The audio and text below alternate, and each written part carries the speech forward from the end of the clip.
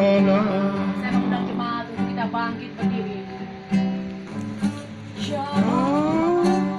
Sekarang berjagalah, lihat dunia bergelora, negara sini sana banyak kunci, saudara bilang Tuhan. Tema firman Tuhan berjaga-jaga menyambut kedatangan Tuhan. Ada dua kata kunci. Kata kunci pertama berjaga-jaga. Kata kunci kedua kedatangan Tuhan. Dan bicara kedatangan Tuhan, kita udah sering dengar. Dulu masih kecil juga sekolah minggu tuh temanya guru sekolah minggu suka mengatakan Tuhan dikit lagi datang, kan gitu. Tuhan sebentar lagi datang. Udah bertahun-tahun tuh Tuhan gak datang juga. Tapi Tuhan, saudara dalam Tuhan harus ingat, 1 hari bagi manusia, 1000 hari, 1 hari bagi manusia. Jadi waktu kita nggak bukan waktu Tuhan, beda gitu loh. Kalau Tuhan katakan sebentar lagi Tuhan katakan berjaga-jaga, pengertian sebentar lagi bagi Tuhan itu tadi 1000 tahun bagi manusia, 1 hari bagi Tuhan. Ini konteksnya Tuhan loh, waktunya Tuhan bukan waktu kita. Jadi jangan katakan, oh Tuhan nggak datang, oh datang.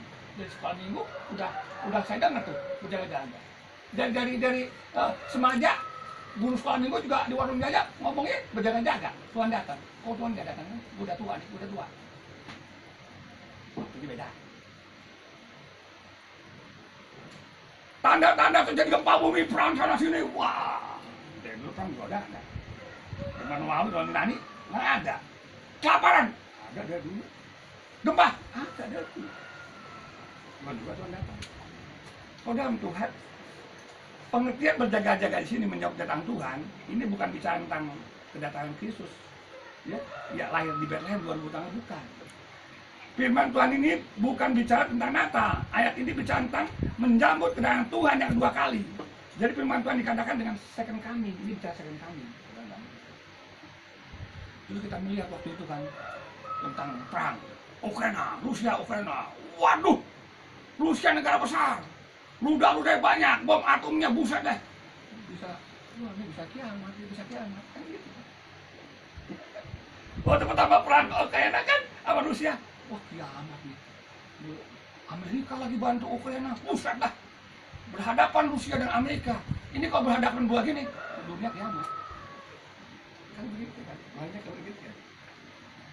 Kemudian kemarin lagi perang Israel dengan Hamas. Wah, buset dah nih. Wah, Israel nih. Wah, ini nih kiamat ini.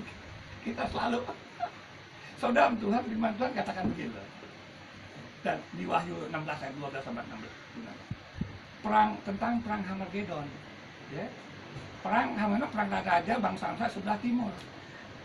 Wahyu 16 ya, ayat 12 sampai 16 bicara tentang perang Hamagedon. Itu perang Hamagedon, perang antara raja-raja atau bangsa-bangsa yang datang dari timur. Dari timur Israel. Bangsa dari timur Israel, bangsa apa tuh? Jadi kalau bangsa ibu dari Israel dan nyerang bangsa yang dari timur menyerang Israel, itu baru. Kalau Hamas belum. Wahyu berkata dari timur. Hamas bukan dari timur.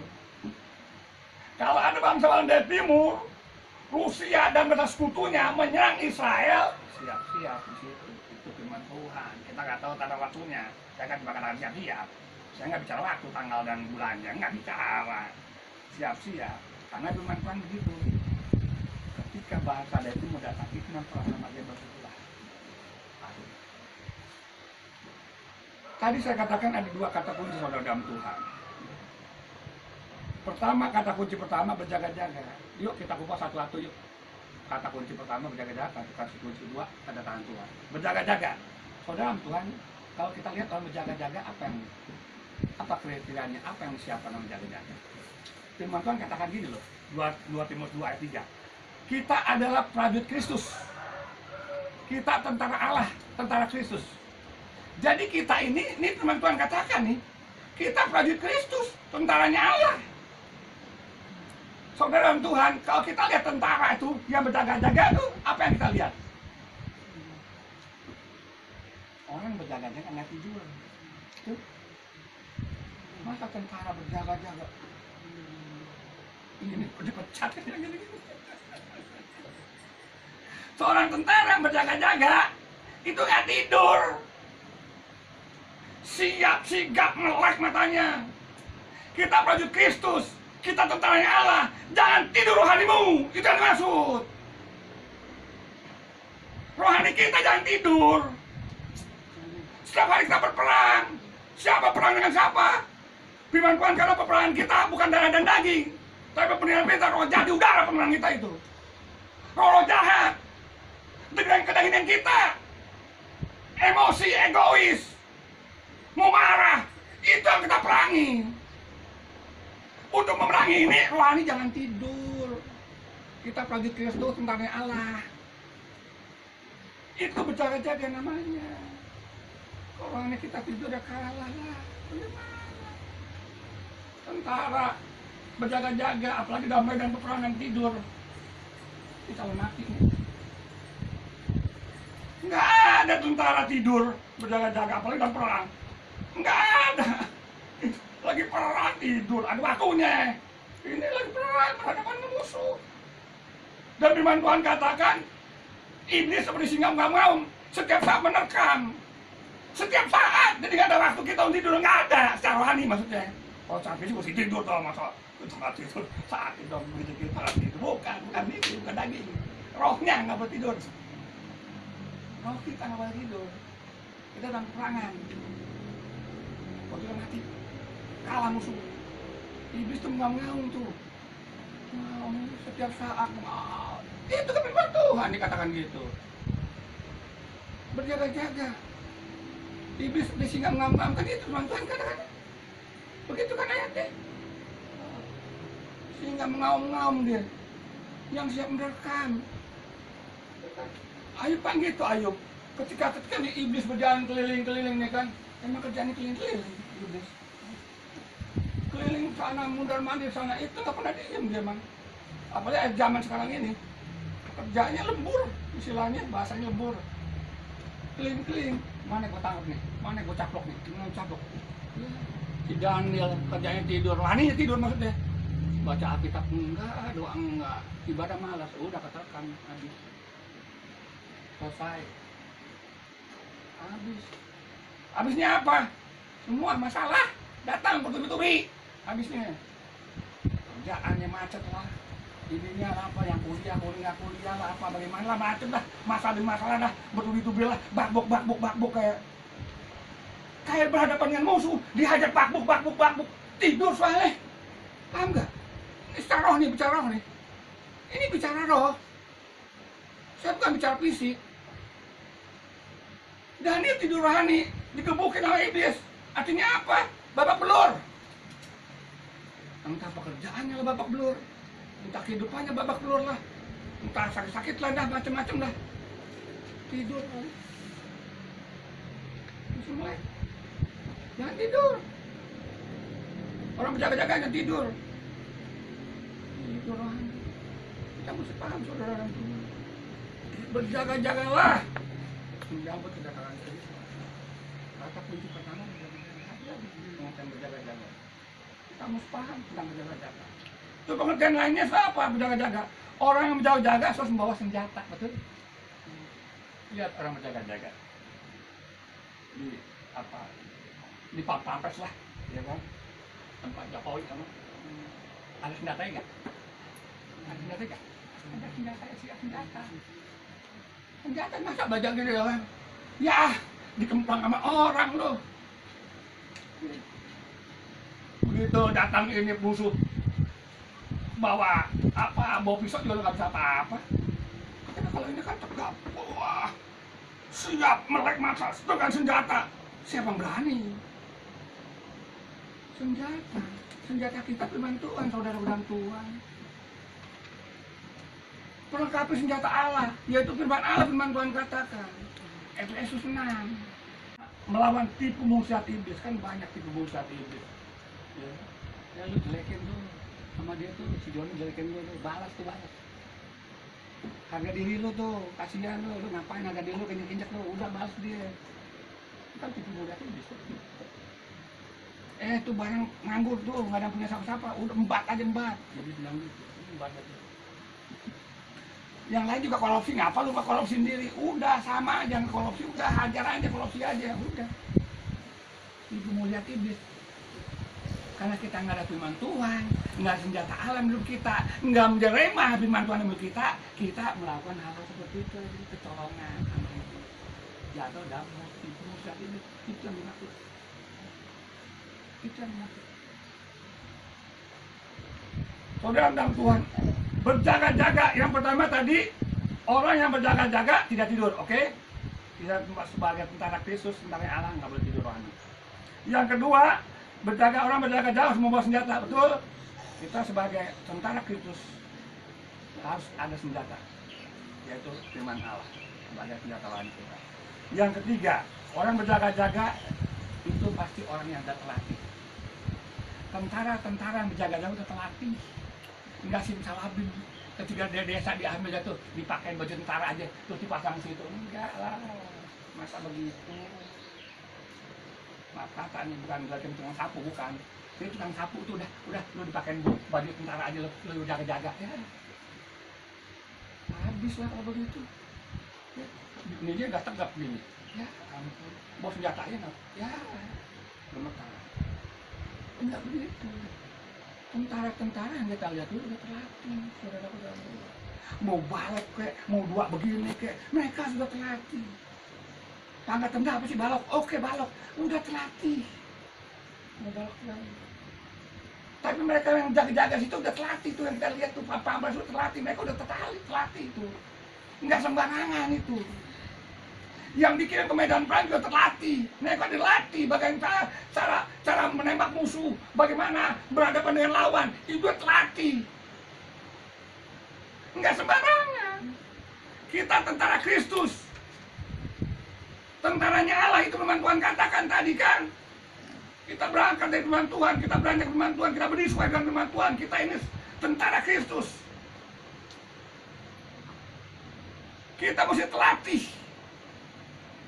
Mazmur 18 katakan begini, yang membuat hatiku seperti kaki rusa, yang membuat aku berdiri bukit, yang mengajar tanganku berperang, sehingga lenganku dapat menentukan busur tembaga. Tuhan yang melatih kita. Tangan menentukan busur panah, Tuhan melatih kita. Dulu begitu, ini konteksnya dulu, perang dengan pedang, dengan busur, nggak ada sekali. Firman Tuhan bicara konteks yang lain. Tuhan melatih kita berperang. Lewat apa berperang Tuhan melatih kita berperang? Lewat masalah-masalah yang kita hadapi. Saudara dalam Tuhan, yang saya mau katakan, masalah-masalah yang kita hadapi, baik masalah penyakit, masalah ekonomi, apapun masalah kita hadapi, itu kan persiapan kita untuk kita terlatih rohani kita, untuk siap berperang. Jadi kalau kita ada masalah dalam hidup kita, jangan bersungut-sungut. Tuhan sedang latih kita, itu maksudnya. Supaya kita menjadi prajurit Kristus yang canggih, tangguh, kuat. Kita bukan anak-anak gampang, firman Tuhan katakan. Kita maunya mulus aja kan, nggak ada masalah kan. Hidup ini maunya mulus, nggak ada masalah kan. Itu anak gampang namanya. Mulus, hidup mulus, nggak ada masalah, maunya nggak ada masalah.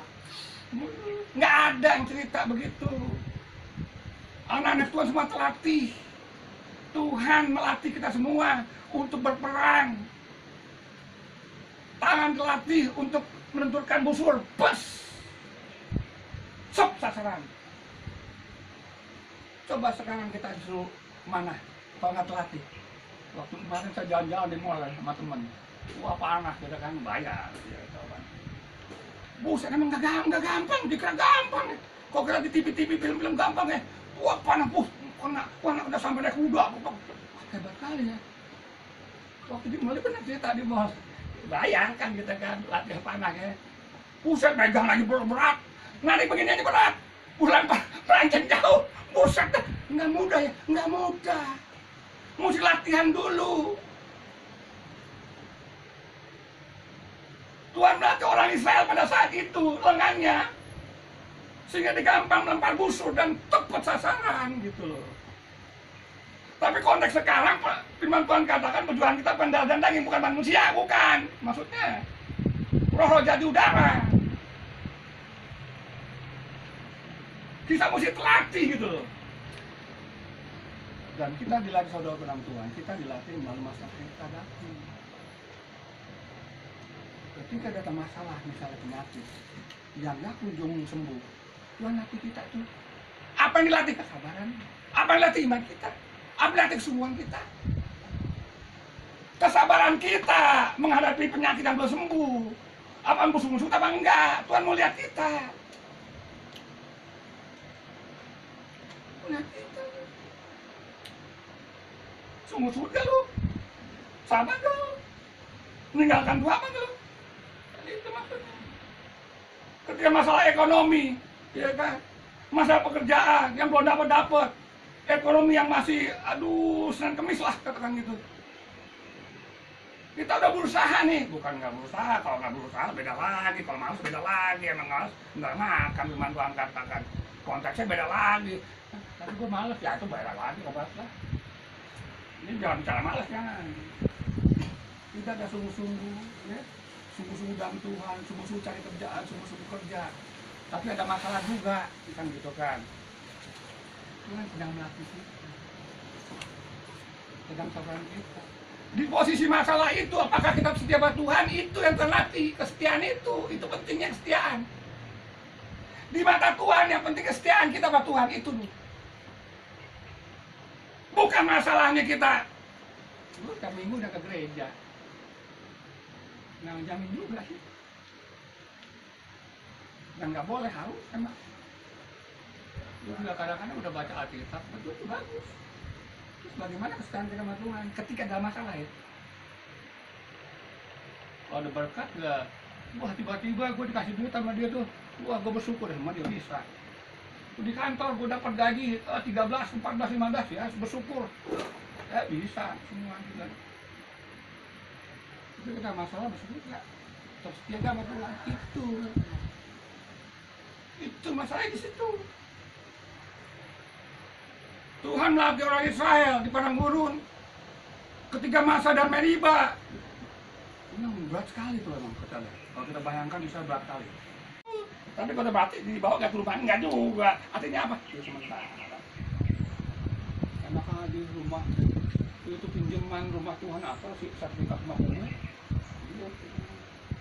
Duit deposito atas nama gue bagaimana? Punya Tuhan. Iya.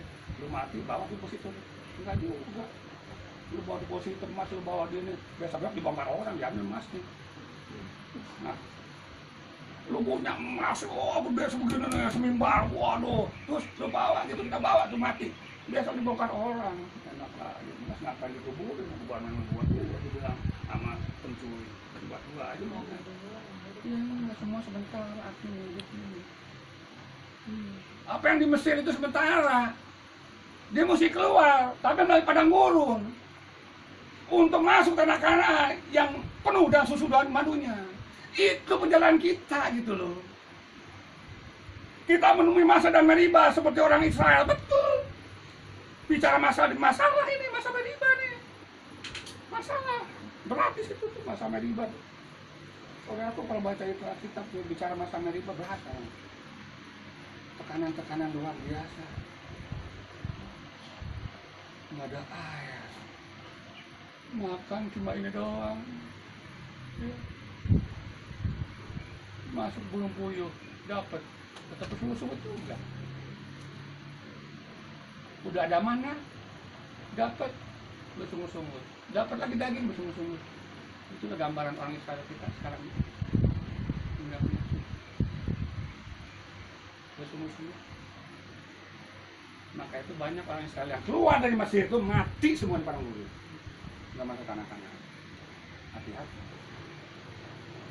Maka itu harus berjaga-jaga. Sungguh-sungguhan kita. Ya, masalah kita hadapi, kita bersungguh-sungguh menyalahkan Tuhan, menyalahkan manusia, menyalahkan Islam, menyalahkan diri sendiri.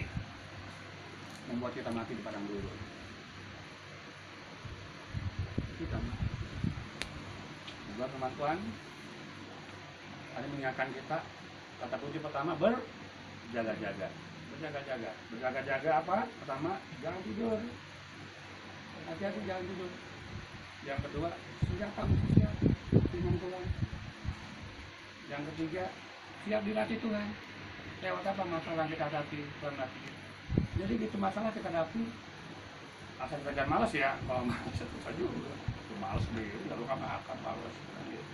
Kita sudah berusaha, tapi kerja belum dapat juga. Kita ada sungguh-sungguh dalam Tuhan, ada masalah juga, penyakit, kita udah berusaha juga, masih kita nggak sembuh-sembuh dari penyakit. Tuhan lagi latih kita. Tuhan latih kita. Kalau dalam Tuhan, kata kunci yang kedua, tadi kan berjaga-jaga dalam menyambut dalam Tuhan. Kata kunci kedua, kedatangan Tuhan. Kalau dalam Tuhan, bicara kedatangan Tuhan ada dua pengertian kedatangan Tuhan. Pengertian pertama, kedatangan Tuhan itu yang ada yang namanya rapture. Ya. Ketika Tuhan ada di awan-awan. Terus orang-orang yang dalam Tuhan setia menyambut Tuhan di angkasa. Itu pengertian kedatangan Tuhan yang pertama. Berapa yang lalu nih, saya cerita benar nih. Saya kan doa pagi nih. Ini terjadi mana? Kesaksian nih. Saya doa pagi, biasa pagi itu jam 5 saya bangun, jam 5 atau sekali jam 5 doa. Penyembahan ya. Kalau nggak ada apa-apa, nggak ada kerjaan, saya tidur lagi. Tapi kalau ada kerjaan enggak, ya kan? Ada kerjaan enggak? Kalau nggak ada kerjaan, nah, tidur. Pas saya tidur lagi, saya mimpi itu. Yesus datang Yesus 2 kali. Itu datang Yesus 2 kali, langit terbuka itu, pengertian langit terbuka kayak apa ya? Ada kertas nggak? Nah, saya gambarkan gini. Langit terbuka ini kayak langit itu. Ini robek nih, langit robek. Robek. Datang Yesus bersama malaikat-malaikat seperti ini. Tak, kebuka begini langit. Kita kan lihat tuh. Itu terbuka seperti ini. Saya mengalami penglihatan itu. Tak. Sebelumnya goncangan besar. Wah, goncangan sana, goncangan sini. Wah, air laut. Wah, ombak tinggi. Wah. Di situ emang ngeri semuanya. Saya merasakan ngeri. Goncang, besar goncangannya, ngeri dah pokoknya. Tapi ketika Yesus datang, adem di sini. Dan saya yakin dia terangkat. Banyak sama-sama teman-teman, nggak kenal sih yang terangkat sama-sama terangkat. Saya terangkat. Ini saya dalam namanya semua penglihatan. Indahnya Pak. Menyambut Yesus doang. Saya ngalamin itu. Mimpi. Itu pengertian terangkat dalam pengertian pertama, kedatangan Tuhan pertama. Bicara kedatangan Tuhan saudara dalam Tuhan, yang kedua adalah setiap saat Tuhan datang sama kita. Kedatangan Tuhan, pengertian kedatangan Tuhan yang pertama, yaitu Tuhan menyebut kita secara pribadi. Kedatangan Tuhan yang pertama tadi, yang pertama itu ya masa kedatangan Tuhan di angkasa, di awan-awan, langit terbuka, Tuhan datang bersama malaikat-malaikat. Itu dia pengertian pertama. Pengertian kedua, kedatangan Tuhan secara pribadi kepada kita masing-masing nih, kita masing-masing. Kita nggak tahu waktunya, entah besok lusa nggak tahu, siapa yang tahu. Itu sebab berjaga-jaga. Tadi berjaga kedatangan Tuhan. Kenapa? Di awal dari awal kapan kedatangan Tuhan? Dari sekolah minggu bicara kedatangan Tuhan nggak datang. Enak aja. Pengertian Tuhan, pengertian pertama tadi betul. Tuhan datang kedua kali di angkasa menjemput pengantin wanita kita yang setia pada Tuhan. Tapi kedatangan yang kedua pengertiannya adalah menjemput kita secara pribadi. Tidur, lupa bangun. Tidur, lupa bangun. Udah selesai, lupa bangun soalnya. Dan kita nggak tahu waktunya kapan. Mana tahu? Ini sebabnya Tuhan katakan begini, Lukas 18 katakan, Aku berkata kepadamu, ia akan segera membenarkan mereka. Akan tapi jika anak manusia itu datang, jika Yesus itu datang, adakah ia mendapatkan iman di bumi? Ketika kucuk-kucuk Yesus datang kepada Bapak Mika, Mbak Mita, dia nggak ada iman dia. nggak ada iman, selesai di situ. Kucuk-kucuk ketika Yesus datang, kucuk apa kepada timur apa ya? Secara pribadi, datang secara pribadi mau diambil. Adakah iman? Disitulah Tuhan kita pertahankan iman kita. Ketika Yesus datang menjemput kita secara pribadi, itu firman Tuhan lepaskan. Ketika aku datang, adakah aku lihat iman itu? Tuhan melihat iman kita, tetap setia gak sama Tuhan? Dia pertahankan iman gak? Ketika dapat kita iman kita ada, kita tetap setia pada Tuhan. Nah itu, hai hamba yang setia. Kalau enggak repot. Terus bagaimana sih cara mempertahankan iman? Nah ini, bagaimana cara mempertahankan imannya? Kita harus baca firman Tuhan. Itu udah harga mati.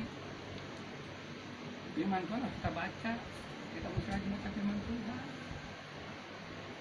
Tiap hari, entah itu pagi, siang, sore atau malam, terserah waktunya deh. Setengah pasal, satu pasal, dua pasal, terserah. Tapi ada makanan untuk rohani kita. Iman kita biar bertumbuh. Itu maksudnya. Bagaimana kita pertahankan iman? Ingat loh, ketika kau datang, adakah kau lihat iman di bumi? Di bumi bukan juga masuk di hatimu, di dirimu maksudnya. Tuhan datang menjemput nih. Mama minta aku jemput nih, Tuhan nih. Besok nih, Tuhan datang jemput. Nggak ada iman, ya bu. Di mana tempatnya? Ya nggak ada iman, tempatnya tahu sendiri kalau nggak ada iman.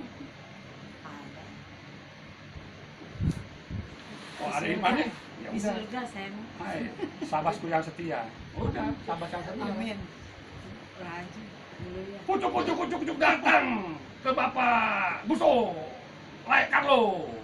Tuhan datang misalnya, besok lusa atau kapan. Ada iman nggak? Nggak ada iman, kalau nggak ada iman di mana tempatnya tuh? Tahu sendiri lah. Ngeri juga. Ada ketak gigi, ya kan? Kesakitan sana. Aduh, pertahankan iman itu. Kita nggak tahu. Nggak bicara kata Tuhan. Kalau kita pribadi, jangan bicara kapan Tuhan datang, kapan Tuhan datang. Besok bisa datang. Secara pribadi pada kita, jangan ngomong kapan Tuhan datang. Besok Tuhan datang bisa. Pada diri masing-masing pribadi kita. Ya. Yang penting ada iman itu. Bagaimana pertahankan iman? Baca Alkitab, baca firman Tuhan dong. Kan gitu. Roma 10:7 katakan iman timbul dari pendengaran akan firman Tuhan. Timbulnya iman dari pendengaran, pembacaan firman Tuhan. Gitu. Kalau enggak baca, timbul iman enggak? Enggak. Kalau enggak pernah dengar khotbah seperti ini, timbul iman enggak? Ya enggak. Baca firman Tuhan malas, dengar khotbah begini malas, ibadah malas. Kapan timbul imannya? Enggak tahu. Gitu.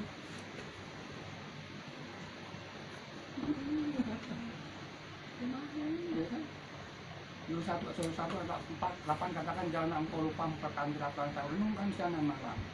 Renungkan siang dan malam. Jangan lupa perkataan firman Tuhan. Diingatkan.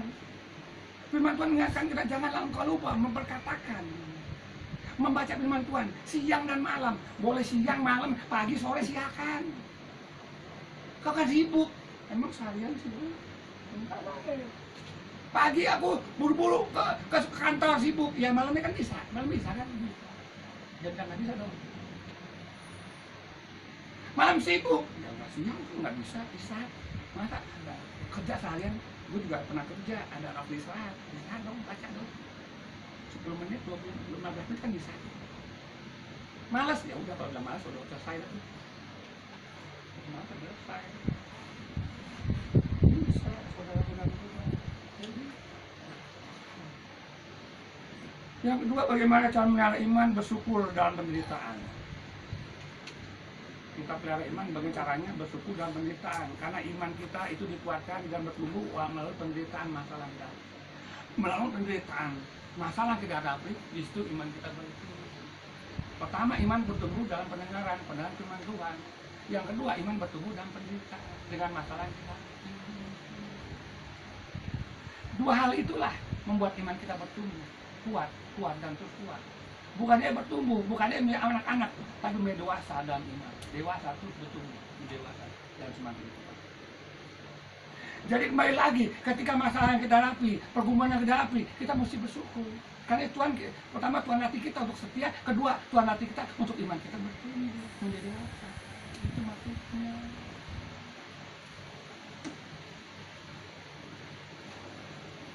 Yakobus 1:23 2-3 kan, saudaraku anggaplah sebagai suatu kebahagiaan.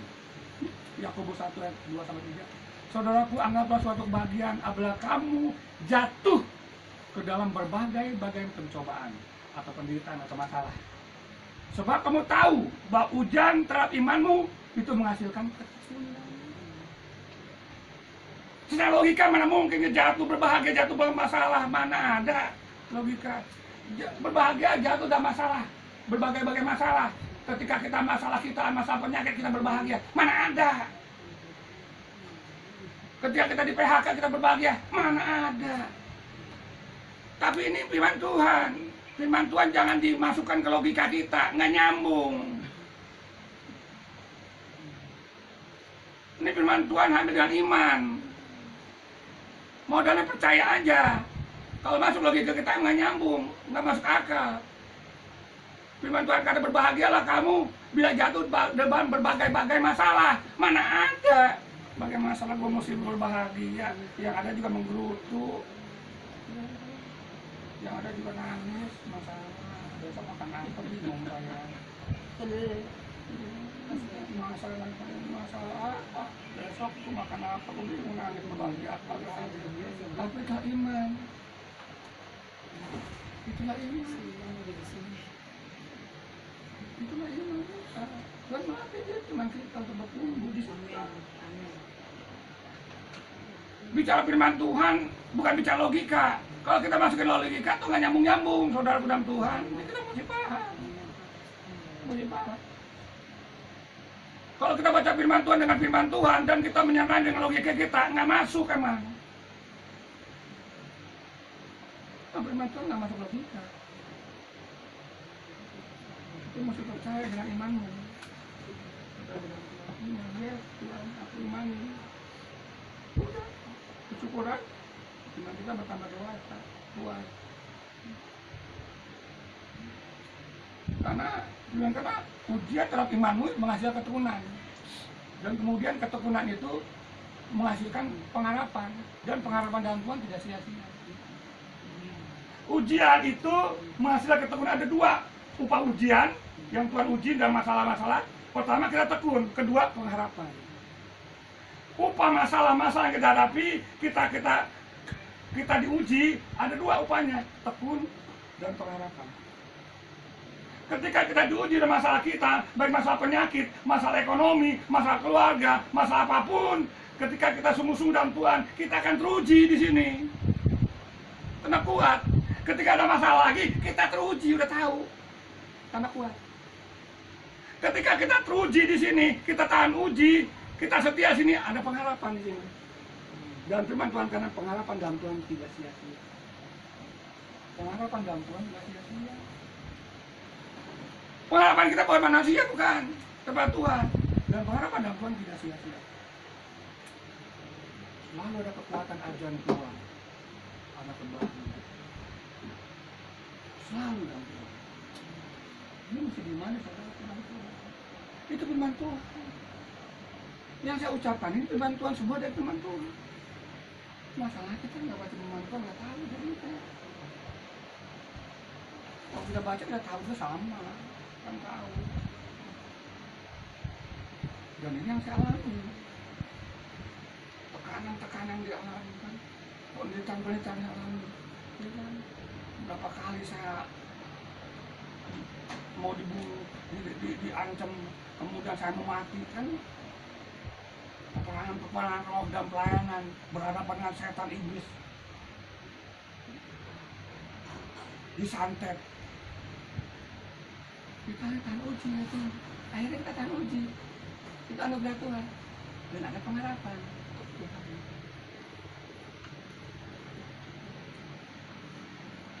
Saudara dalam Tuhan, inilah firman Tuhan untuk kita. Firman Tuhan berkata, berjaga-jagalah dalam menyambut kedatangan Tuhan. Yuk kita